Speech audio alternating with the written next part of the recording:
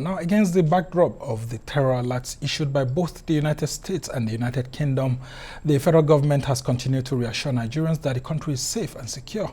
The government, after a National Security Council meeting, which is the highest decision-making organ on security matters, also came down hard on the United States mission in Nigeria, the British High Commission and other foreign missions over the terror alerts that they issued sometime last week. They dismissed the security advisory as false, insisting that it was irresponsible to give signals to heightened insecurity in the country when there was no basis for it. Arise State House correspondent Adeswa Omoruma tells us more. An emergency meeting of Nigeria's highest executive organ on security. The meeting is summoned by President Muhammadu Buhari to discuss recent happenings within the Federal Capital Territory and terror alerts by Western embassies, insinuating a major security threat within the nation's capital, Abuja, and its environs. After deliberations, the National Security Advisor says Nigeria currently does not have any situation that warrants terror alerts as issued by foreign countries to their citizens in Abuja. Without giving the impression that Nigeria is skating on thin ice and we're about to implode. That I would want to dispel any illusion about any heightened sense of insecurity. It is false, it is irresponsible for anybody to give that signal. But there will be a lot of interpretations of this alert. It is an unnecessary distraction. As far as we are concerned, the safety, the security of Nigerians is paramount, and as far as we know, there's nothing untoward so far. Nigerians should be allowed to go about their legitimate undertakings without being put in a tight spot. The country is safe, Abuja is safe. Despite not being substantiated, the authorities don't seem to be treating the terror alerts with levity. Officials say engagements are underway with foreign missions. First of all, to mitigate and blunt any threat that there could be from outside the country, but also working with and engaging with the foreign missions within the country to ensure that whatever we do, whatever we say is constructive. All right, thank you so much, Adeswa. There, joining us to look at this issue is Honorable Aliyu Ibrahim Gebi, who is a former member of the House of Representatives that chaired the House Committee on Internal Security. He's currently a senior special advisor to the Minister of Interior on Security and Strategic Partnerships, and he was also a senior special advisor to the former Minister of Interior, General Abdurrahman Ambazar. Thank you so much, Honorable Gebi, for joining us on the program. Now let's take a look at some of these things that would have precipitated the foreign missions into issuing some of these terror alerts and how the Nigerian government has been reacting. As someone who has an understanding of things that happen within the security sector, share with us some of the ideas that you think would have led to this after the home security agencies themselves, kept telling Nigerians that they shouldn't be afraid, and you heard the NSA repeating it there that from the home front, we seem to be getting it right. Thank you very much for having me. And just a caveat, what I will say is my opinion, my independent individual assessment about the situation. And I must say a big congratulations to the NSA, because the statement that he made is actually a statement that every rational Nigerian should make. Before we jump into it, we must realize that this is the 6th electoral cycle Nigeria is transmitting through since 1999. At every point, the naysayers will say, this is it. Nigeria is going to implode, Nigeria is going to fragment, and so on and so forth. And what we have demonstrated consistently is demonstrating capacity and proving everyone else wrong. When Kuje prison break happened, every international component in Nigeria, in Abuja more so, was on edge. They thought, this is it, we're about to lose control of Abuja, blah, blah, blah, blah. They seem to consistently underestimate the capacity of the Nigerian security and defense services. And this is one of those. And what angers most of us is someone who should be more responsible, like the United States of America, should understand the fact that by coming out and crying wolf, like chicken licking, the sky is fallen, the sky is fallen. No matter what happens thereafter, the fact of the matter remains you have put that out in the media space. So the adversary is also seeing that, and the fact that they decided to evacuate, allegedly. So the enemy and the adversaries will know, aha, so if we threaten to do something, even if we don't intend to do it, just to put it out in the media, we can actually cause such an internal agitation. That so you think there was a deliberate attempt by the foreign missions to actually make it a media issue? For me, I absolutely believe that, because I know the symbiosis that exists between the Nigerian government, the Nigerian security agencies, and the defense component with the United States of America. We are a partner. They are an ally. And there are layers of communications that should have been had, could have been had, and must have been had for them to get to that position. And everyone in Abuja saw how the system reacted. The DSS component, the military component, and so on and so forth. There was no reason to react the way that they did. And if they had intelligence, which I assume they did pass on to the system without prejudice to what I do not know, the system demonstrated capacity and competence and capability to handle it. For crying out loud, right now, where's our president? Our president is in the United Kingdom, in London, on a short holiday. If Nigeria wasn't safe, if Nigerians were not safe, would the president leave Nigeria to go to the UK? And that's what some people are actually saying too, that the president seems to be showing nonchalant attitude. And you would have seen it even on social media. People saying that if the foreign missions are sending their non-essential staff, it looks like Mr. President is even a non-essential staff of the Nigerian government. You and I know that, unfortunately, the Buhari administration does not get the credit that it does. Nor does it get the kudos that it should get. Don't forget, it is under President Muhammadu Buhari that the Chibok girls came back. Don't forget, it is under Muhammad Buhari that Shekau died. Shekau did not wake up in the morning and decide, gee whiz, I'm going to blow myself up. It is a concerted effort of the security, defense, and other agencies that led him to that box where he had to take his life out. Let's not forget, this year alone, 14 Chibok girls have come out. Who is saying anything? Over 100,000 people have crossed across the line from the enemy side to the Nigerian side. Why are we not celebrating that? When COVID started, every major Western country thought the body count in Nigeria would be in the tens of millions. To their surprise, it didn't happen. How many of them knew that we had the National Pandemic Response Program of 2006, one of the most highly evolved, highly competent in the world? So for some reason, countries are insistent on proving a point that we are incapable of governing ourselves, we're incapable of surviving as a nation. And so you think it's part of the strategy by President Buhari to actually go out of the country to show that the country is secure? Once the commander-in-chief got the assurances of his commanders, his security chiefs, and so on and so forth, he trusts them. He has seen their capabilities. He has seen their competence. These are the same team of people who turned the tide against Boko Haram. These are the same people that are making you and I secure. Of course, there's nothing else for him to do rather than to create panic. This is why President Buhari did not respond like Ramaphosa did. Because President Muhammadu Buhari understands the dynamics of global politics, more so the position of Nigeria in the eye of the storm in terms of Western global politics. Of course, life goes on. I have 7 children. They are driving around Abuja because I know it's safe. Yeah, if it's and not safe, if you look at the cost of the security advisory to the Nigerian people, yes. At the moment, lots of international facilities in Abuja are shut. Some areas, people don't want to move out. And sometimes when you speak with people outside Abuja and you tell them that Abuja is safe, they just don't want to believe My brother, you and I know Why that. Do you think that is actually happening? You and I know that for a fact. Nigeria is that exceptionally good product. Exceptionally good product. Terrible packaging. Put in a store, put on the shelf, high shelf in the back of the store, in a very darkly lit part of the store. So only those who know that this product exists, this good product exists, they will come sneak in when nobody is watching, they go and take it. And this is what the foreigners do. They know how good this product is. They know how viable this product is. They know how competent this product is. But they want to keep it to themselves on their own terms. With the attack on the Kuje correctional facility, a lot of people within the international community would have been having a rethink based on what you are saying. Then I should ask you the same question. Why did they not evacuate after Kuje? Why did they wait? It's left for our viewers. Why did they not evacuate? Because I mean, those are the questions people are also asking. Why did they not evacuate after Kuje? And you and I, perhaps viewers know, perhaps they do not know. Again, I do not hold brief for any agency or entity of government. I'm speaking as a personal individual that has a stake in this game. How many people are remaining outside that have not been recaptured? There are deficits that internally we have that we should address, but in terms of security, competence, and capacity, in the last 10 years, in the last 8 years, in the last 7 years, what we have built, no country on earth has done it. In the history of insurgencies, from the Maoist communist insurgency in the Philippines to the Islamist insurgencies everywhere, no one has achieved what Nigeria has achieved. Yeah, Before they used to say, we don't communicate, we don't coordinate, and so on and so forth. Now they have moved from that.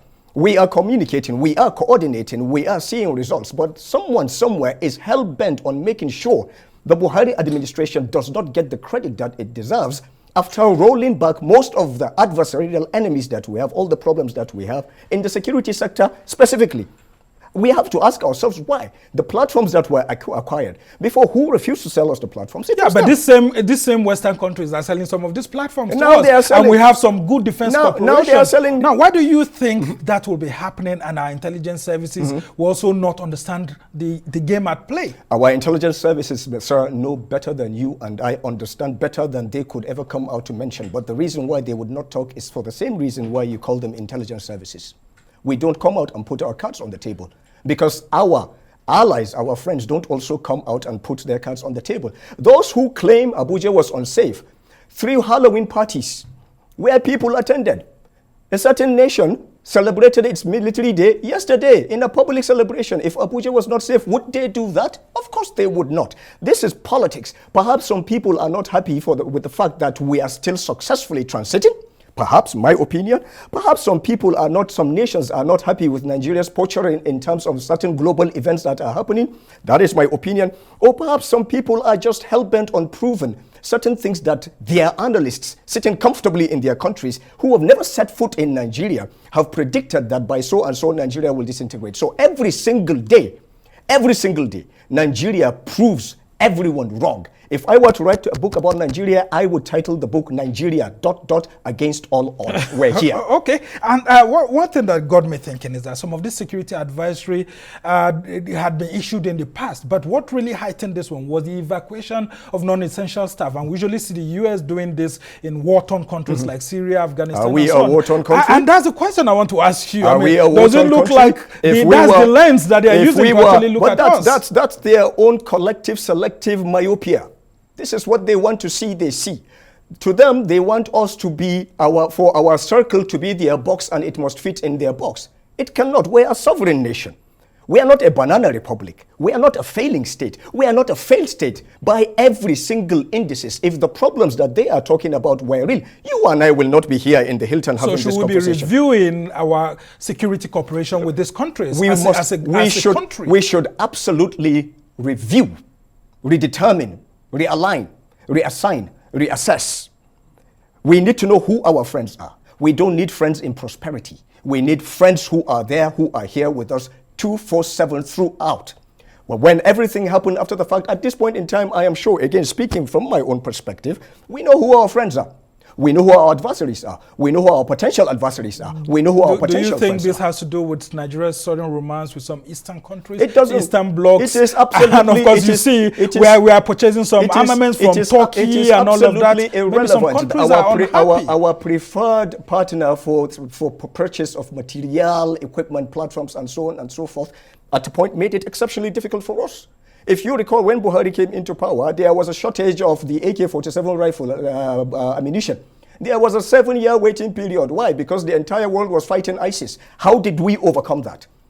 We are very resilient people. Did we patronize the black market? Of course we did. Well, we overcame it. Because the United States always is against... What we needed, yes, but the United Nations, with all due respect, has no right to define what a black market is and what a white market is.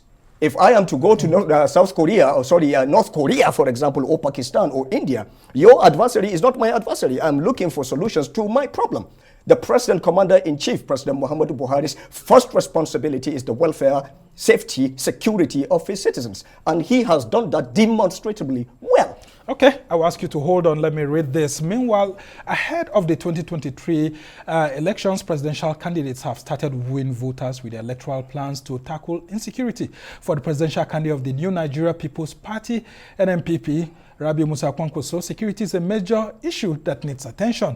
The former governor of Kano State, at the unveiling of his manifesto, said he would recruit more Nigerians into the military and police to address insecurity, as the present number is below what is expected for Nigeria's huge population. He's looking at about 750,000 personnel, both in the Nigerian army and other security forces, including the police.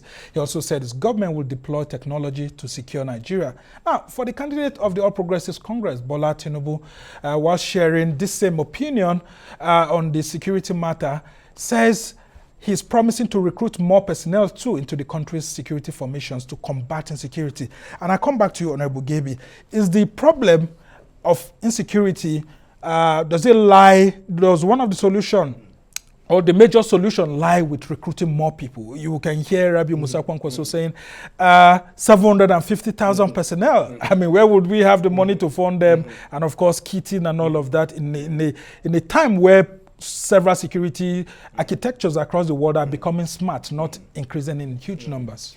Personally, I don't believe recruitment is the answer, because recruitment presupposes certain things, including sustainability, funding, etc., etc., etc.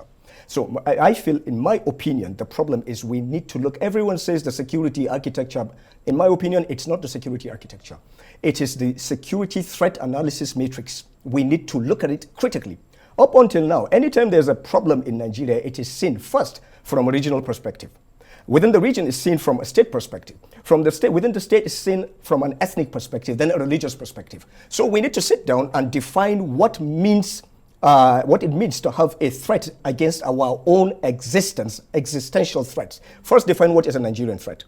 Once we define this is a Nigerian threat, so if it is happening in Kauran Namoda or Abakaliki, it is a Nigerian threat. That's anything against the Correct. superstructure. Anything against anything on the surface of the map called Nigeria is a Nigerian threat and should be dealt with as such. Once we define those matrices, then we begin to evolve our horizon scanning capacity.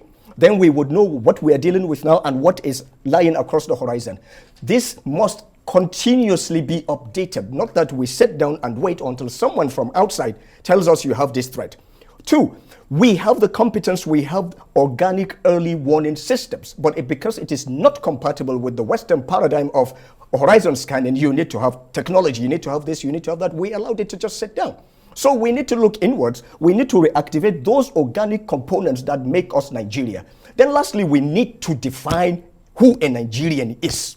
What set of values define us as Nigerians? Once we make those definitions known, we don't need a surge of troops. We don't need more police. Once we establish our value systems, what defines me as a Nigerian, everything will fall into place. So the presidential candidates are getting some of these projections wrong. Well, the presidential candidates are politicians. And when I used to be a politician, all I'm looking for is what will appeal to the electorate. So if I'm saying I'm going to employ more people, of course I'll get votes, because everyone wants a job. Now, what sort of legacy do you think that the outgoing administration should leave to the next President Muhammadu Buhari? If I would spend 100 hours on this channel talking about the achievements of President Muhammadu Buhari in the security sector, my sector alone, I will not finish. Take, for example, the Ministry of Interior.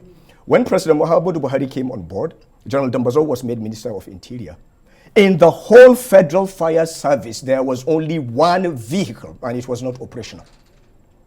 When Buhari came in, before he came in, the last budget, all the budgets of the Federal Fire Service from 1939, when it was enacted or removed from the police, up until 2015, if you combine the budget allowances, they were not up to what President Muhammadu Buhari approved in 2015 alone. Yeah, and some people would doubt the effectiveness of the Federal Service. But the fact of the matter now, I am certain you, who should be in my age group, you have seen more fire trucks now than ever. Definitely, we are saying, but I mean, some people will still say that, look, but you see, that is the problem. Our problem is we like to cut our noses off to spite our faces, and we like to see ourselves within the eyes of the Western space. Why? Nigeria is working. Can we be better? Absolutely. But we are a very young nation. And one thing we forget to agree, and it is an incontrovertible fact, is that Nigeria has been a nation in flux since independence. This democracy is only as old as from 1999 to date. This National Assembly is only as old as from 1999 to date. Considering these factors, but should we continue to be in a constant state of flux? We are developing. Now we are beginning to build institutions. Up till now, we have only strong individuals. But now we're beginning to build institutions, strong institutions.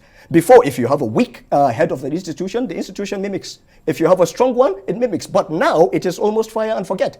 And the incoming administration, hopefully, regardless, will be the first time we're having a pure civilian administration. Well, Didn't we have one in 2007? 2007 was a hybrid. It was a hybrid. Okay, as we try to round off this conversation, you and I know that under Buhari's government, banditry has been in the increase. And then we have also had issues of kidnappings with several billions of naira being spent on negotiations here and there. Some people are still in captivity as I'm speaking with you. Don't you think that's a blemish on Buhari's security credentials? But before we talk about the blemish, let's celebrate the wins. Let's celebrate the success. Let us celebrate the fact that hundreds of thousands of people have been liberated. Let us celebrate the fact that our troops are doing an exceptionally good job in the fight against the insurgency. We are at the consolidation phase. Yeah, but some people will tell you that a lot of Nigerians have become poorer because they have to be paying bandits and kidnappers for... paying ransom to all these people. My brother, it is not paying ransoms that has made people less buoyant. Less buoyancy is a different indices and matrices on its own. But the fact of the matter is, if you look at the yardstick for insecurity in Nigeria, the yardstick that investors will measure and say Nigeria is insecure, what's the Northeast? Now, what is the situation in the Northeast? With the same with the banditry. You see, we don't like good news in Nigeria. We're addicted to bad news. We just want to celebrate bad news, to point the finger, you did wrong, I did wrong. I chose to come on Arise because I know the posturing of Arise from the outside is seen as almost as adversarial. Well, it's not really adversarial. I mean, we say it as it is based on the realities on ground. You and I will agree that, for example, the Abuja-Kaduna train lies fallow at the moment, despite the huge investments of the federal government on needs. Marlon Sambo, when that huge investment was being made, did we take out the time to consider what are the security precautions that would have been instituted at that point if we're going to spend $10 billion in security to secure $5 billion? Well, so that a minister in the government of Buhari, Rotimi Amechi, said he requested for 3 billion naira, and the same Buhari government did not approve that money to secure that same facility. I am not holding brief for the minister, nor am I holding brief for President Muhammadu Buhari. I am a northerner, a core northerner, someone who has skin in the game. I am from the Northeast. My father was a refugee in my house before he died. I have lost friends, I have lost family, etc., etc. That place is now stable. Now we have. The UN has even given the government some kudos for that, actually. And we have reported it as journalists. You are only saying UN has given kudos to the government, but have Nigerians given kudos to the president? Well, a lot of Nigerians have. And when the government goes wrong, too, it actually tells the government. Because we can't all be singing good news every time. The fact of the matter is, I am not holding brief. I am a very blunt person. If it is black, I call it black. If it is white, it is white. But we are not in as terrible a position as we were. And what we're succeeding, Obasanjo once said, President Obasanjo, and I quote, "The name you call yourself by is the name everyone else will call you with." Well, the opposition will dispute that with you. But that's why they're opposition. Don't forget, I ran under CPC. I ran under CPC. Yeah. So we understand these things. But frankly speaking, very quickly, with all sense of responsibility and humility, we need to give President Muhammadu Buhari, his war commanders, his security chiefs, the kudos that they deserve. And we should. Yeah, we've always been doing that, and the electorate will actually say that too. I would like to hear Arise TV the electorate will actually say that on the ballot today, on the election day, if the APC has done very well. I would like to hear Malam Sambu from time to time saying, yes, government did well. Government must be celebrated. This is just to report it, Honorable Debbie, but we must thank you so much. Yours is not only to report, because you manage we mustn't take side. You do.